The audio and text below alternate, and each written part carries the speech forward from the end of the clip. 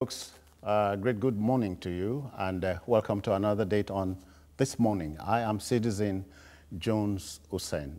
We are sorry we are taking off a little late, but then we'll go straight to business. This morning, budgeting with tears developing in anxiety. You know, Nigerian budgets almost all the time would tell us what not to buy or invest in, but will end up not discouraging us from doing so. Mr. President signed the much anticipated 2018 national budget into law yesterday with reservations. So we are going to look at budget discipline and related issues this morning. Let's quickly meet and greet our guests.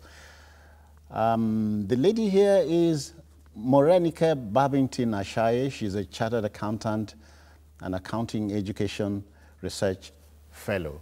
We want to welcome you, Ma, to the program. Thank you very much.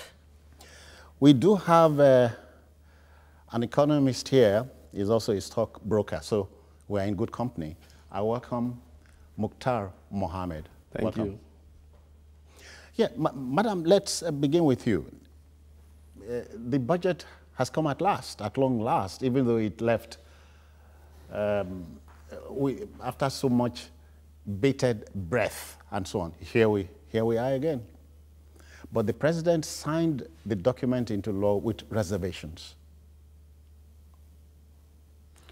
Well, I don't actually know why the president should sign the budget into law, knowing within him there are issues, there are concerns that he needs to address or the legislators need to address. For me, budget is something, the national budget is something that is very, very important. And it is something that every one of us must concentrate on how it is being done and how it is going to be achieved at the end of the day.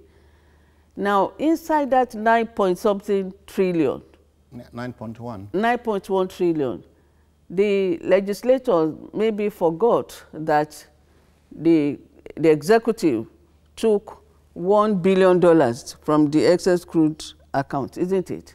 I think that should have been included because it's still 2018. Yeah. You know, that should have been. So what we are actually looking at a budget that is more than 9.1 trillion. And more importantly, at the end of the day. Yeah. But these figures matter. The figures matter because, you know, you attach cost to activities. And then you want to see how all those figures are being allocated and being distributed. But more importantly, you are looking at the aspirations of Nigerians. You know, I was chatting with somebody 2 days ago. I said, is it possible for a country to be out of recession and for the people to be in recession? Is it possible? You know, so these are issues. Sounds like a warped logic. Exactly. You know, these are issues. We cannot say that we are out of recession and majority of the people are hungry. You know, we can't make ends meet.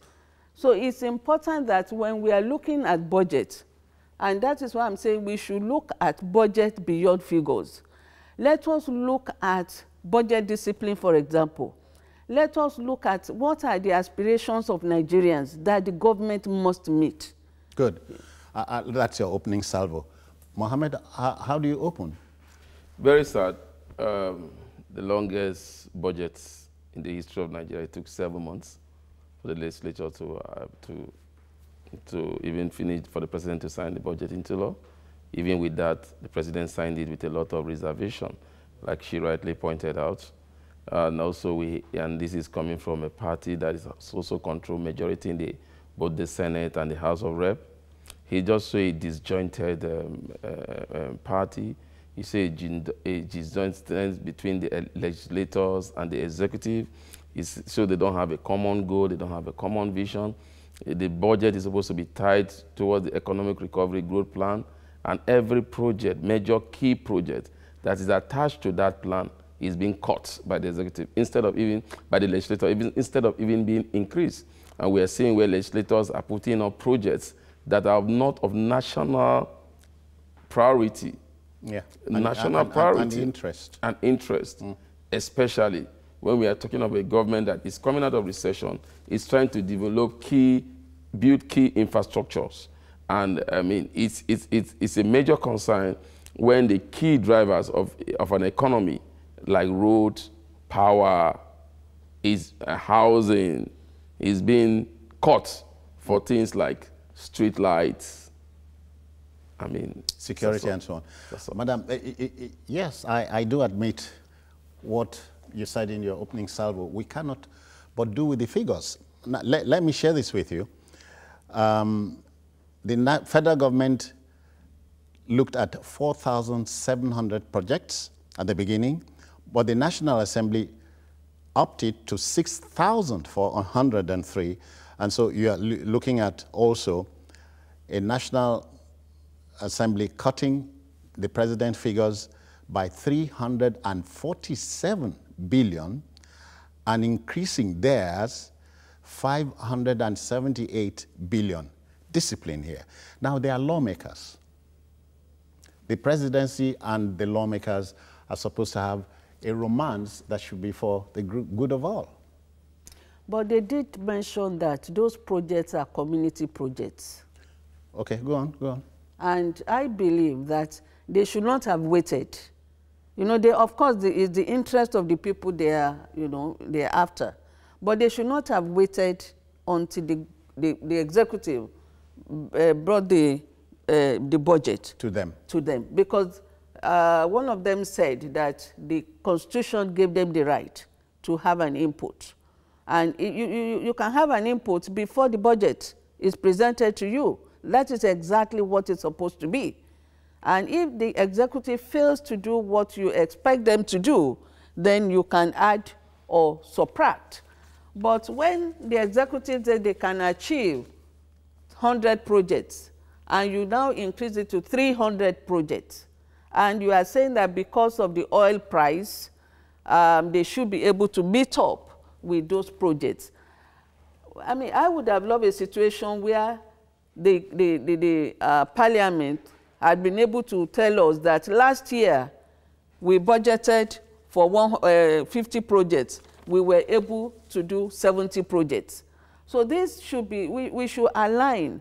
And I sincerely believe that there must be, just like you said, there must be good relationship between the executive a nexus. And more so, the president's party is in the majority at the National Assembly. But let me share this little piece with you. The president presented, we all know, an 8.6 trillion naira estimate with a $45 per barrel oil benchmark, okay? Yes. The National Assembly revised the benchmark upwards to $51, but the initial reaction of the president was to object to this, and his logic being that an upward swing in crude oil price and the extra cash to be made should be used to reduce a budget deficit. We're talking about discipline here. At the National Assembly, I don't know how many economists are there, but I do know we have a preponderance of lawyers at the National Assembly. When you say, one of them said they have a right under the Constitution to make an input in preparing the budget, don't you think it is time the presidency should go to court, to the apex court, to ask for clarification? But what was preventing the executive to make an amended budget and present to the House? When, I mean, because there had been upward, review in the oil price, and you know that you want to use that to reduce the deficit. There is nothing stopping the executive, telling the whole Nigerians that yes, oil price is now going up. We believe we can use it to reduce, and then send this in November amendment. Last year, actually, it was just on the rise. It was marginal. The rise was marginal. But now, close to 6-7 months, it's going up. Don't we need the extra cash for other things? Of course we do. I would have loved a situation that, during the year, even last year, since last year up till now, we heard about the education, the lecturers were complaining that they have not been paid the agreed amount since, was it 2009 or so? The polytechnics were complaining, the health center. I would have preferred a situation where the National Assembly would have been able to say, we want the executive to pay off all debts on education. Now, I'm happy that the Health Act, they've been able to do justice to that because it's very, very important. But I also want a situation that when we have budget, there should also be a sort of guidelines or conditionalities. This Health Act that the House, has favorably, put forward, how do they want the executive to implement it? That's it. It's important. Yeah. You cannot just give a blanket approval and say, do what you like.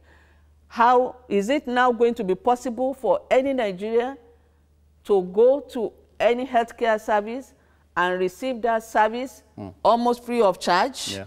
Is it going to be possible now for us to have neighborhood doctors whereby you can just, go there and, maybe the money will now be used to pay HMOs, HMOs that pay 750 on every individual. Are we now considering those who are not working and who need health care service? That I would have wanted a situation where the National Assembly would place conditionalities on that health care they have given to the executive. So you're putting a question mark to the oversight function in that regard? Not necessarily oversight. Okay. It's actually the discipline in the budget. How do you want that money to be spent? Yeah. It's important. Yeah, yeah. Mukhtar, I had to allow her to say whatever she was saying with a flourish. Not because she be a woman, but it's okay. Let's do this, Mukhtar. The president has broken the thing down. Mambila Plateau, the Mambila power plant, how many megawatts? 5,000 megawatts plus. The counterpart funding, which was part of the estimates, had been chopped off.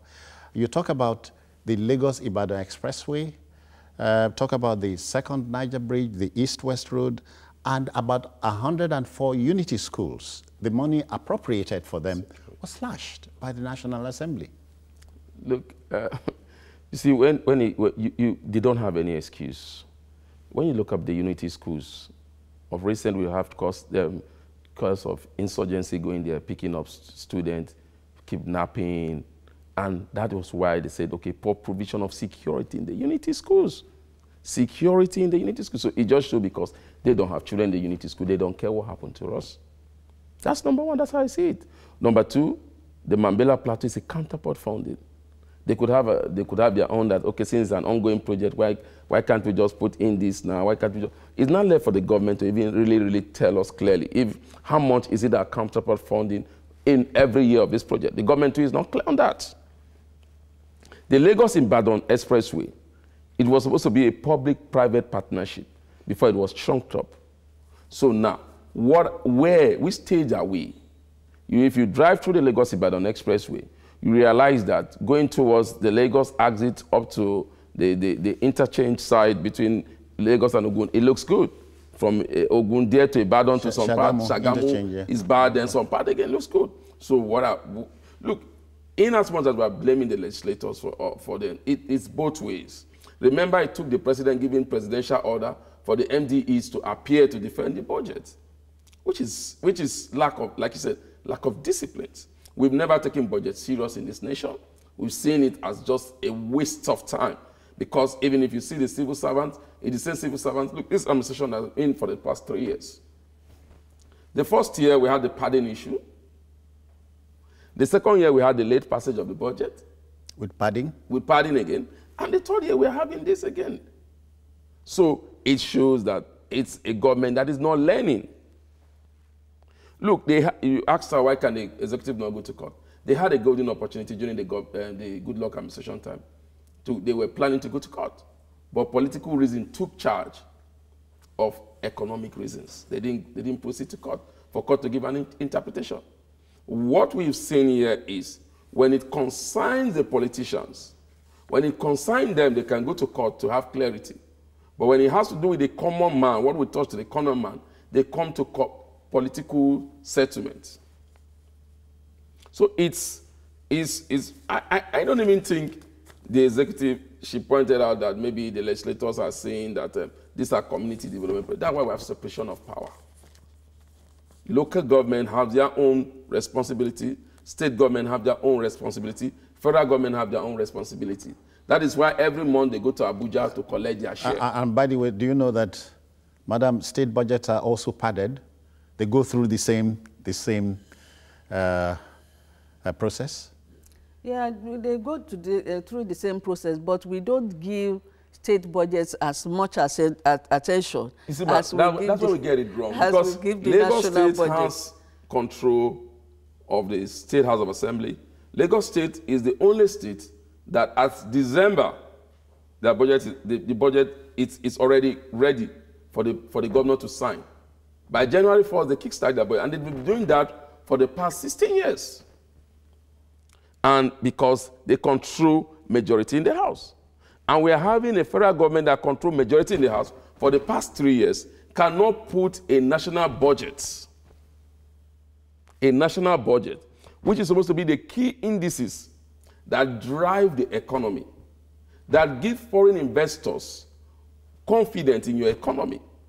We are beginning to see foreign investors leaving our economy. The Nigerian stock market has been down for a while. There's no trigger. The trigger we're looking for was when the budget is passed into law, there could be a ray of hope. But it was dampened. Even with the president saying, look, this is not my budget. So what the president is telling us already, this budget is not implementable. It's not going to be implemented. So remember again, we are going into an election year. And I believe the president is signing this budget into law for political reasons. And when you talk about the issue of going to court, how can the executive go to court? Why should they go to the court? To seek clarification once and for all time.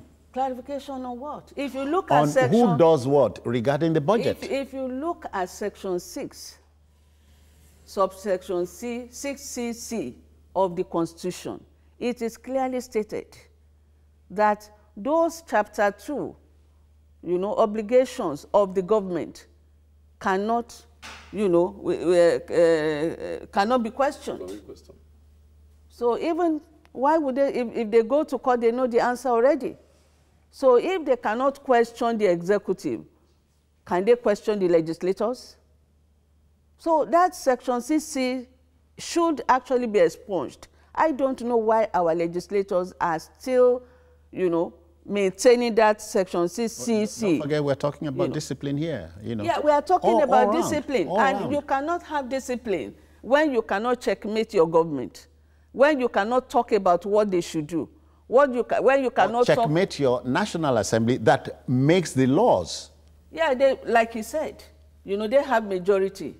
And I have observed over the years that we are not actually doing public administration in Nigeria. No. What we are doing is political administration. Yeah. It's not even political party administration. And that is why I say that we don't want a situation where parties will be coming with their own private manifestos. We have constitution. Yeah. Let them tell us what they want to do in that constitution. Because by the time they bring their own private manifestos and they build in whatever budget they want to build in there, what the Constitution is asking them to do, they leave it. I want a situation that the legislators will actually look into that fundamental objectives of the Constitution, which is the Chapter 2, which is the essence of why we elected them to be in the House. Yeah, yeah. We want a situation that the Constitution should be specific on education. If the Constitution says that every Nigerian should be educated up to JSS 3, then it is all Nigerian children, whether they are in private school or they are in public school. So we consider the spirit and the letter of the Constitution. It's important. Yeah. It's important than all these political party manifestos. Yeah. And all those things that the legislators need to make every Nigerian happy is what they should actually be looking at. That chapter 2 is very, very key. If you look at the economic aspect, they say, oh, we want economic recovery. How can we have economic recovery when there's monopoly in the economic sector?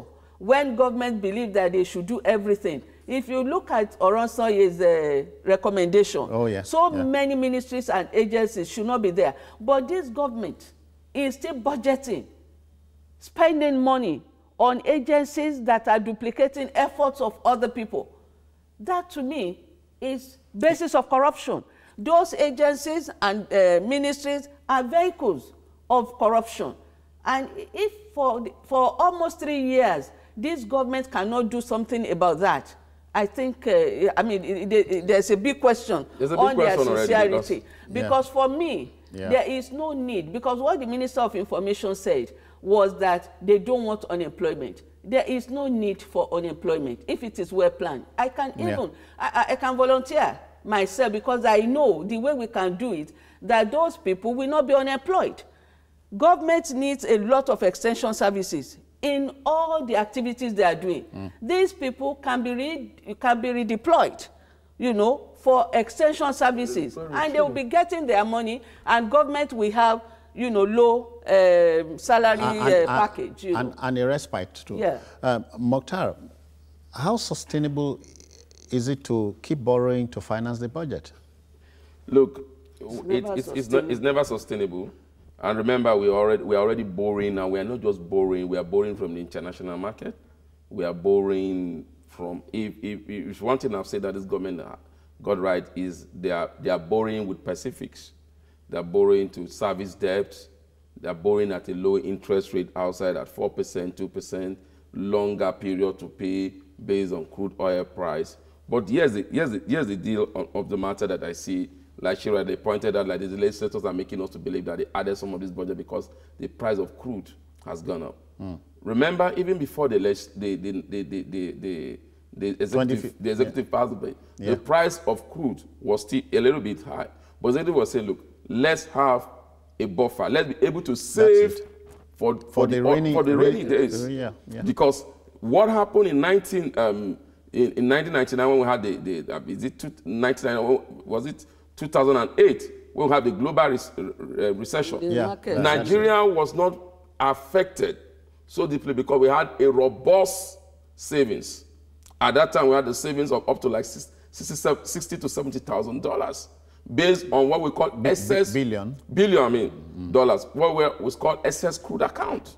Now, when the then president, late Yar'Adua, came to power, governors said that excess crude account is illegal. Yeah, don't keep it. Share it. Share it for us. We know how to save. There's a particular governor that is in administration and that said, look, don't have to save for us. We can save for ourselves. And at the end of the day, that same governor left the state without paying salaries.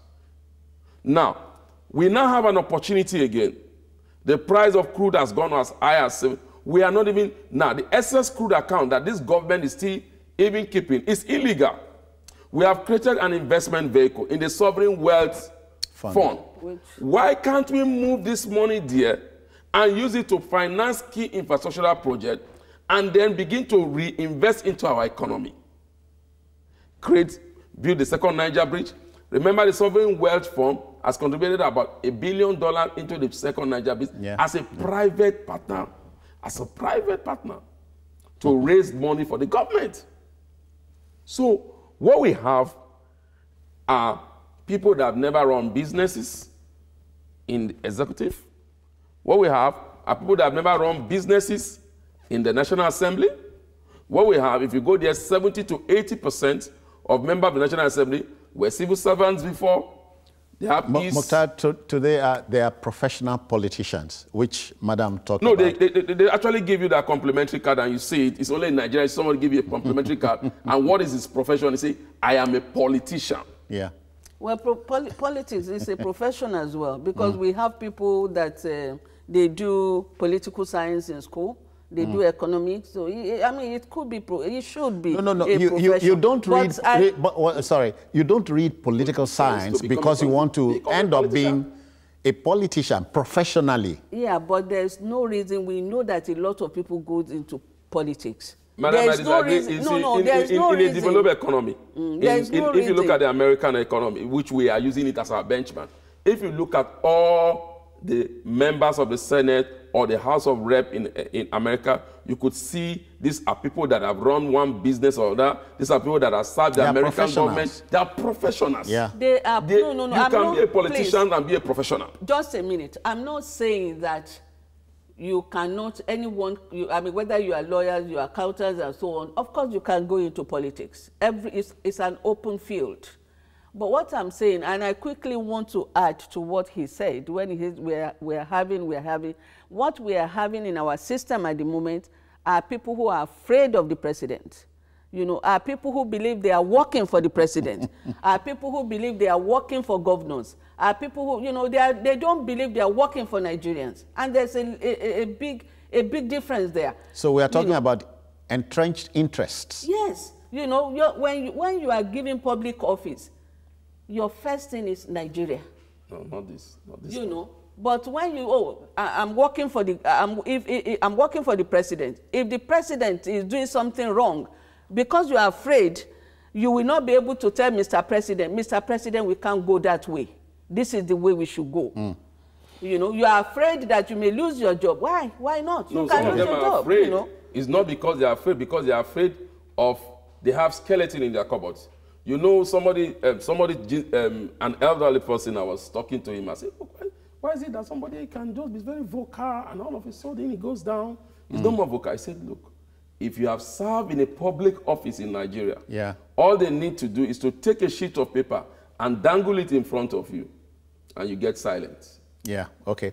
You know, Mukhtar and Madam, rather than be afraid perpetually of the president, or the governor, or the chairman of the local government, chairman of the party, the Nigerian politician should rather be afraid of the Nigerian electors, exactly, who they owe their being.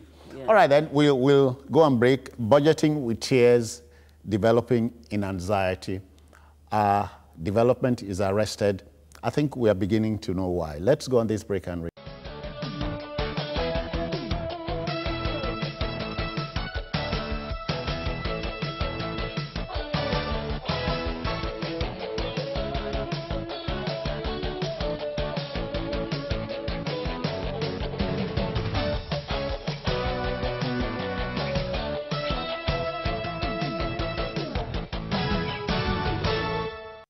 Okay, welcome back.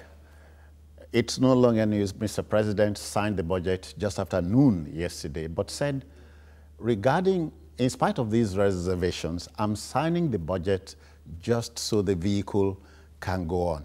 That he had hoped that we could return to the January to December financial year. So deficit budgeting, I hear, has become second nature here. Is it healthy for us? It is not. It is not healthy at all. And I was thoroughly disappointed when the National Assembly said that the budget will run up to June 30, 2019. What are we talking about? That we have forgotten that the government year is January to December? That is totally wrong. Then, does it mean we should not expect 2019 budget until, you know, January or February 2019? If that is what they are saying, I mean, we are working against the budget order, which is not good. For me, it is important for us to have discipline. Discipline as to when the budget should be presented. The budget should be presented in September. The executive presented it in November. You know, they delayed. It should have been signed before December. The House just approved it in May. That is just too long.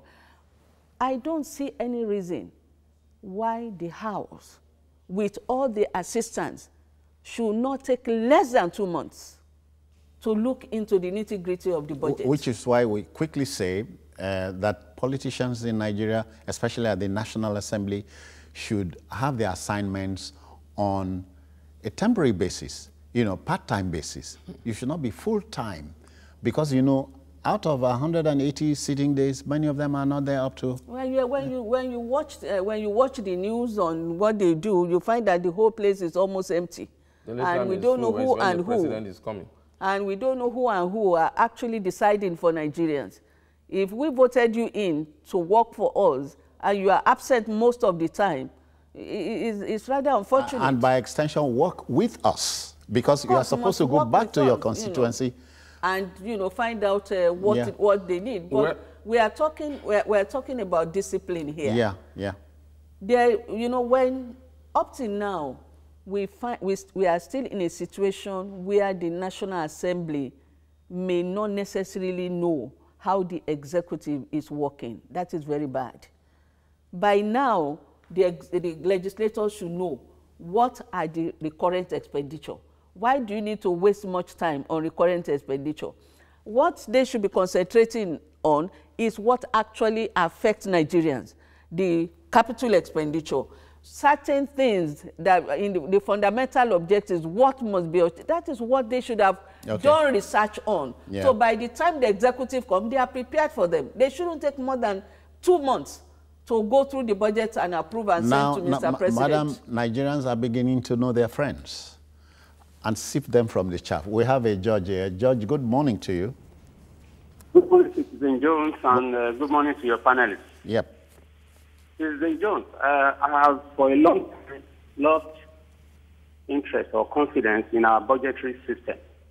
The reason being that for so long, budgets have been meant for lawmakers rather than for the people of Nigeria. When President Buhari came in, he had the opportunity to change the trend. Unfortunately, he too allowed the wrong people to become leaders of the National Assembly. Why should this be a situation where you send a budget to a National Assembly and they sit down for 7 months, battering it, inserting their own projects at the detriment of the people of the country? The madam there was wondering why the president had to sign the budget in spite of the reservations of margin that he made. The reason I believe he signed it is because the budget cycle is ending. And if he didn't sign it, the budget cycle ends, then the government will go, you know, it will virtually shut down. Citizen Jones, you are a veteran journalist. I would like to give you this challenge. Let us conduct a survey on the constituency projects, which is illegal. It's not in our constitution. The constituency projects that these lawmakers have been taking over the years. Which one has been executed? You have 3 senators in your state. You have 9 to 15 members of the House of Reps in your state. Let them show you which projects they have executed their scorecard over the years. Their scorecard. Of course. We don't see that. Yeah, Judge. Thank you, Judge. Thank you, Judge. Going forward, Mr. President has hinted, Mohammed, on the likelihood of a supplementary budget because he says, with the picture on the floor, on the table, the budget he sent to them is not implementable. So we are in for a long drawn out, a long night. When the president is saying he's sending for a supplementary budget, he has hinted. Where is he going to get the money from to fund the supplementary budget? Which area is he going to send it for the supplementary budget? Is he going to say he's not going to do the project if maybe he have signed it into law? You see, the challenge we have, which is we allow illegality to stay for too long a time. And then when you are trying to fight illegality, it becomes difficult because it's just like somebody hitting your head every day. Oh, Citizen Joe, a small boy hit your head and you smile. Then one day say, do you know I'm not your mate? But he has been hitting your head since. Why didn't you tell him? Yeah. Okay. Let me quickly take us to Tema in Ghana, where Maxwell is waiting. Maxwell, welcome. Good morning, Citizen Jones, and good morning to the panel. We greet you. Citizen, I am very much disappointed with what is happening in the political arena in Nigeria.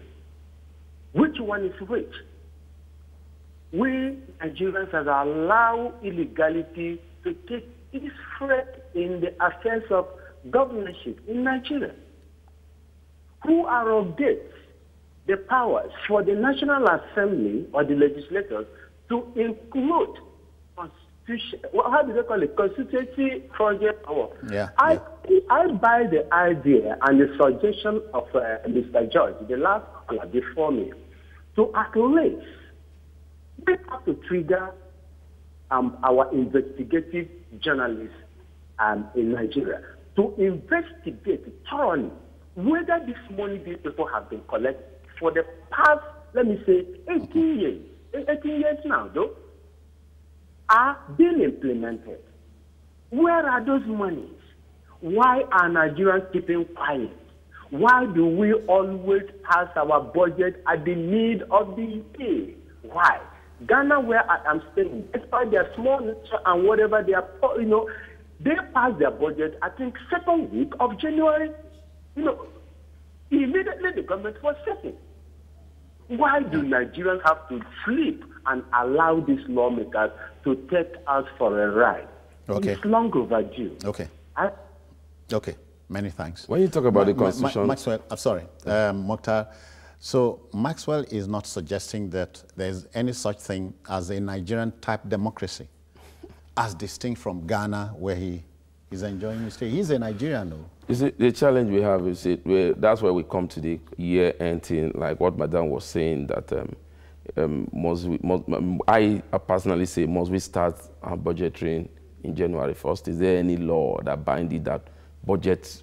That our financial year must be January 1st to December 1st? Let's look at what is workable for us so that we can look at this thing thoroughly and then come up with our own financial year. So that we can now work with our financial year. It will not necessarily mean a Nigerian-type democracy.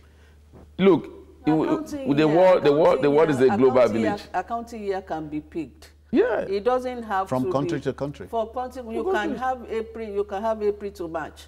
You can have July to August. Okay, make it but 1 year. But it has to be 1 year. So it is true, it does not necessarily have to be January to December. But we know we've been working on January to December up to date. There is no reason for us to change it. Not because that the legislators will wait 6 months. We cannot do that.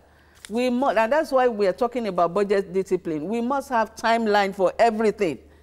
If the executive must submit September, they must submit September. If they fail to submit, like the legislators are saying that MDAs and agencies did not come to defend. Yeah. There must be discipline. If you fail to come to defend, you lose your vote. Yeah, that's it.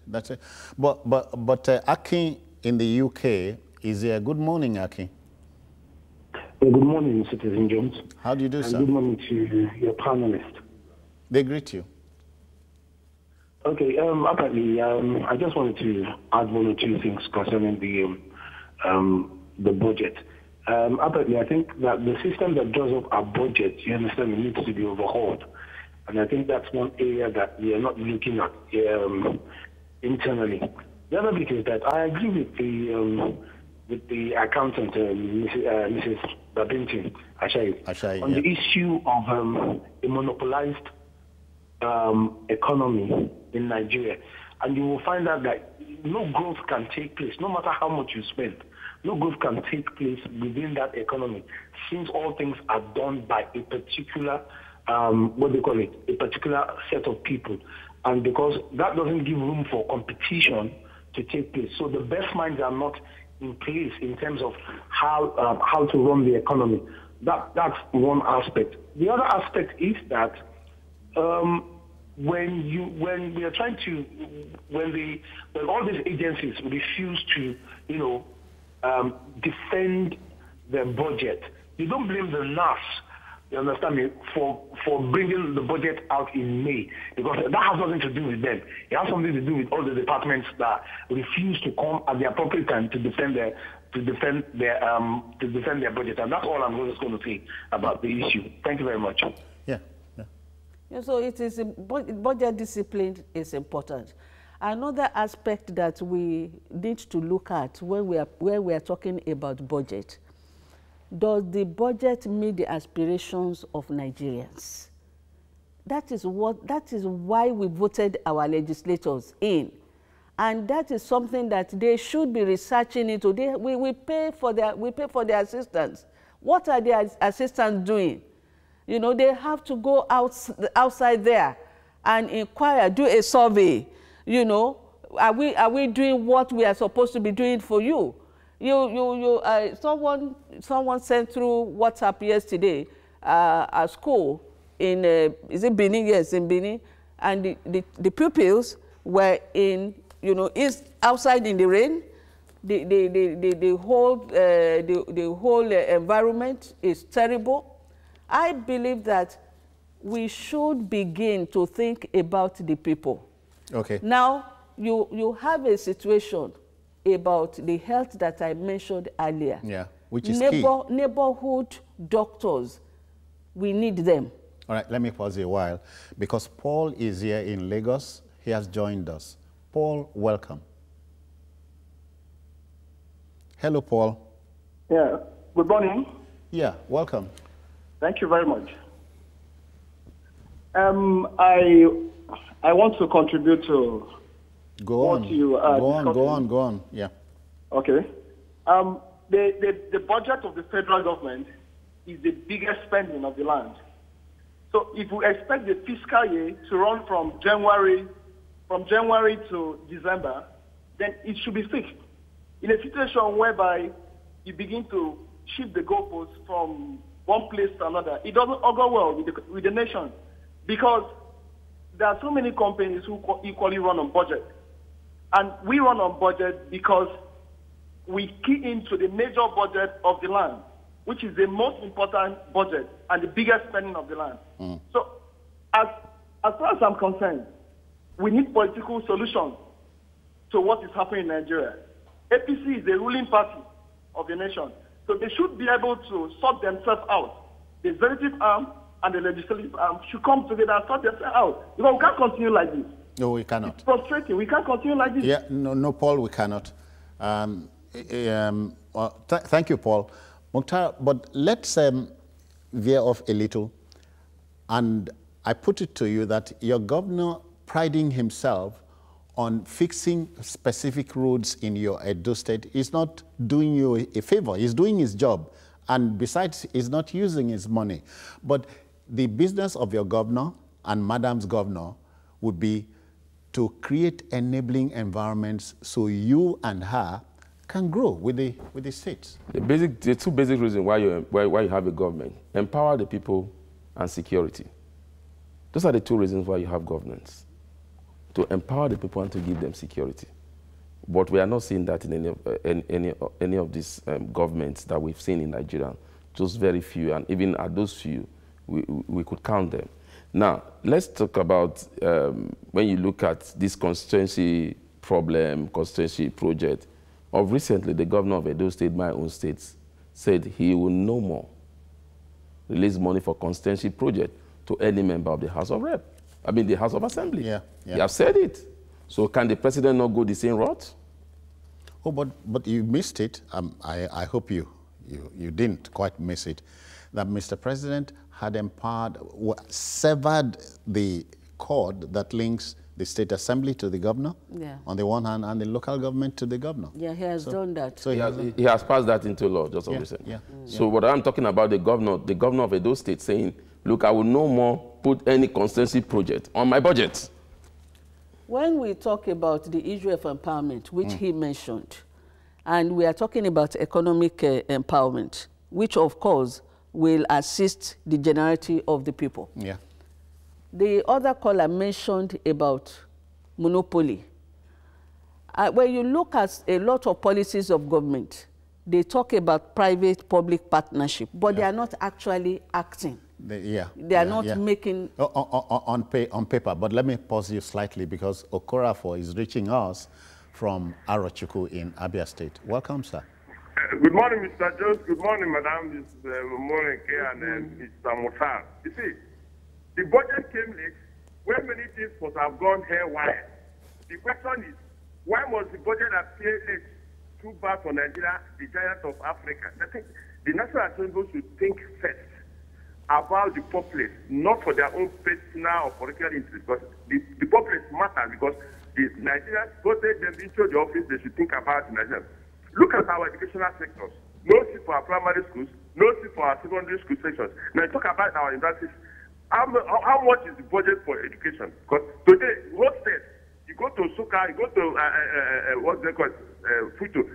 Lecture rooms, even in the church, you start asking yourself, what is happening with our education? That is why if you look at the budget, see that the budget has also created a more problem for Nigeria because the level of illiteracy continue growing. Instead of coming down, it still starts at that 80%. Now, if you come down and you go to the market, let's look at the market aspect of it. What is happening in the market? Gary is 250, foreign is 16,000. Now, today in Nigeria, we say politicians are not professionals. They are jobbers because they have no professional body backing them. So that is why we shouldn't be calling them professionals. For what? You go, when you call yourself a professional, you have what you call integrity, you have what you call, you have at least when you say this is stands for today, don't forget it. They are not professionals, they are what? Jobbers. That's including your own senator. Another thing that I would like to add is that the legislators and Nigerians should also be worried. How much of this budget will be spent inside Nigeria? Yes. Because if you look at our budget, most of the time, about 70% is spent outside Nigeria. Outside the country. You know, when we had the $1 billion from the excess crude, where did it go? It went abroad for purchase of military hardware and so on. So when Nigerians are thinking, or when the legislators tell us that when the budget is out, everybody is going to be happy, are you sure that we are actually going to be happy when 70% of the money is outside? And you know that the federal government surrounds itself with so many foreign consultants who are actually looking for how much to take out of our budget. Okay, Paul is calling from Lokoja in Kogi State. Paul, good morning. Good morning. How are you? I'm fine, and you? I'm good. Yeah, let's go. Okay, number one thing I've always asked myself every day in this country is, are we really serious as a people? Nigerians, we are not serious. I am. To have a nation of our choice. We are serious. We are not serious. I mean it because... not all of us. I'm asking some questions. I ask this because last year's budget, what was last year's budget? Where are we? We don't even know what is happening. Okay, that's what I think. But I don't think our problem is just National Assembly and all that. We, the people, we are so cold. We are not talking. And that's why these people taking us for granted. Now, you were making mention of a school in Benin. I'm from Edo State. You are making mention of a school in Benin. How many of the governors, senators, send their children to these public schools? And whereby we in Nigerians just keep quiet and feel all things are okay. As long as we have food on our table, we are okay. That is not how to run a country. I think we need to be serious as a people. Paul, I hear it's there in the internet. Nigerians are the most happy people on the planet. Good for you. Before. Good for you. That was before. Thank you. Thank you, Paul. But again, let's go to a critical area. Madam Mokhtar, but both of you know that electricity, power, is a master vehicle for driving the economy. Yeah. We are not a producing country. And I haven't heard the National Assembly or the presidency saying, listen, the first thing we are going to do in this budget is fix electricity. Because they don't have a common vision. That's what we're saying. They don't have a common goal. And they are from remember that the party came... And we are told all the generators in the world are here. You know, because they know they can't succeed. When you've been failing and failing and failing, you don't even have that confidence to say, oh, we are going to succeed this time around. The issue of electricity, and it's costing us a lot. Oh, yeah. I actually have the intention of saying that maybe we should ask the government to give us energy tax relief until they fix the electricity so that every Nigeria will be getting... No, you see, what they will do, they'll give you energy tax relief and they will give you little light and estimated billing. That's it. But let me take our last, not the least caller. Kunle is in Ibadan. Welcome, Kunle. Okay, we lost the line to him. Yeah, so I don't think... Again, energy is key as we take it home. Energy is key, but I don't think we should just say the budget in its entirety is very, very bad. We've not gone through some of those documents. You see, there's some positive in the budget, like the divestment. No, but the president has said in his reservations, Mambila power plant. You see, what I'm saying is, the president himself is why would they cut the money? The president sorry, Mambila, the installed capacity is 5,000 plus megawatts. Madam, it can supply the whole of the northern part of Nigeria, 5,000 megawatts. But you know, in other tribes, yeah, this responsibility is not that of national. Yeah. Even local government, the state. But your constitution says so. See, let me come here. Remember, we've said it today, the current generation level is about 5,000 plus megawatts. But transmission has been the problem. So we should take it. I'm not against the Mambola Plateau Power Project. We'll build that power project and have 5,000 megawatts that cannot be transmitted. So what are we doing about transmission? Have you been told about the lines, madam, the lines, the cross-country transmission lines cannot take more than 5,000 megawatts. That's something. So sometimes when it take above 5,000, that way we have the system collapse. Yeah. And it is because we are not even allowing our engineers to work. We prefer foreign engineers. Our engineers have been complaining that government is not giving them opportunities. Why? What is the problem? When we have this kind of budget, we expect that they should call the engineers. We have electrical engineers, we have building engineers, we have so many engineers. Is the current minister for power and engineer? That's another thing. No, you know. You put rank, that's when you can call your engineer. The current minister for power housing is not an engineer. Mohammed, use 30 seconds to wind up. Well, I just want to say that the budget is not all about the negativity. Though the president has brought out the negativity, he didn't bring out the positivity. The joint venture project between the federal government is now going to give the federal government about $700 million because the federal government is going to be investing their investment in that sector. I think that's a major development. That's key because that has been the pipe of corruption in the oil industry. And how do you close? For me, I'm interested in the social objectives. I want a situation that health allocation in the budget is properly used. We need neighborhood doctors. People must be able to go to their doctors in their vicinity and get almost free medical care. That is important because a lot of Nigerians are dying quietly in their houses today because they are even afraid to go to the hospital because of the bill. We need to look at that. We need to look at education. Let us pay off all the debts we owe to our lecturers and have facilities. Because it is possible. It is possible. It is. We have more than enough. Let me thank both of you. Morenica Babington Ashai, I thank you very kindly. Thank you too. Mukhtar Mohammed, many thanks. It was a pleasure. I'm told that if you lined up all the economists in the country, end to end, they won't agree on budgeting and all that. But thank you for coming. Thank you. Well, folks, that will just about do it. While we keep budgeting with tears and developing in anxiety, let me say that President Muhammadu Buhari appears to be a man of history, many enemies, but not many of his friends like him. We'll drop anchor here. Yori will be here tomorrow. Good morning. Take care of yourself.